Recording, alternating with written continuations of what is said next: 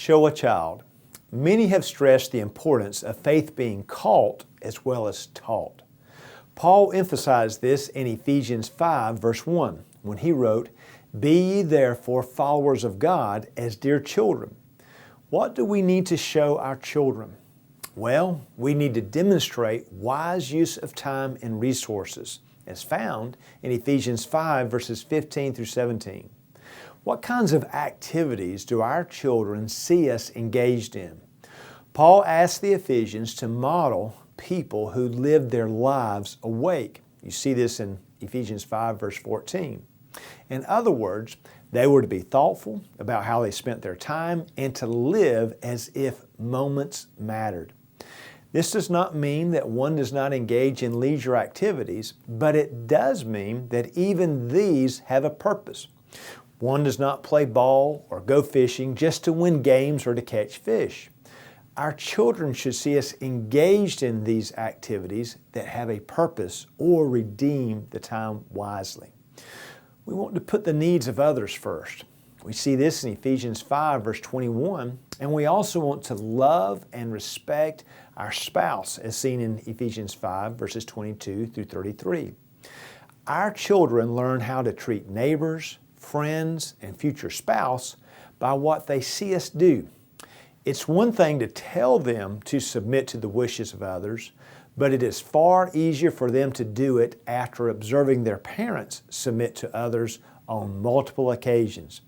Similarly, we can tell our children to submit, Ephesians 5, verse 22, and love, Ephesians 5:25, but those teachings are often maligned in popular culture today.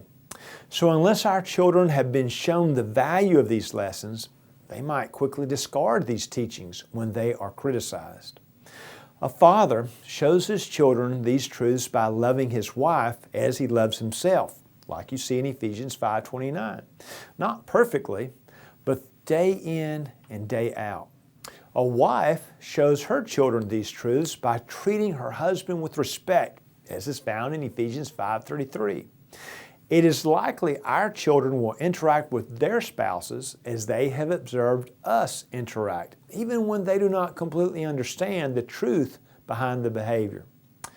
We want to develop an environment of honor and respect for parents, teachers, pastors, and employers. And we see this in Ephesians 6, 1 through 8. If parents do not live in a respectful manner with one another, the attitude will soon emerge in the way children treat their mother and father. So we model and we require our children to respect their parents even in situations where a family is broken from separation or divorce. We do not require that they accept wrongdoing on the part of a spouse, but we do require them to honor that parent. Similarly, we model respect for law enforcement, employers, and those responsible for teaching our children.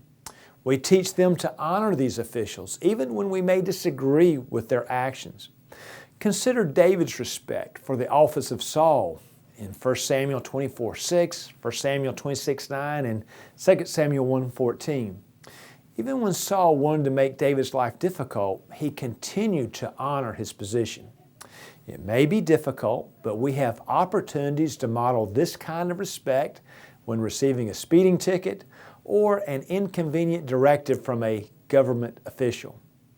As we live our lives, let us be careful to show our children how to live.